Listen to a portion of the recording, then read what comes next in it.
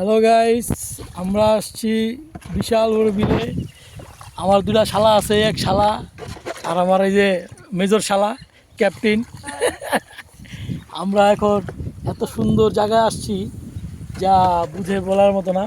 এত সুন্দর স্বচ্ছ পানি, হ্যাঁ, বিলের ভিতরে কি সুন্দর লাগতেছে দেখতে। কি সুন্দর প্রকৃতিটা, এত সুন্দর বলার বাইরে।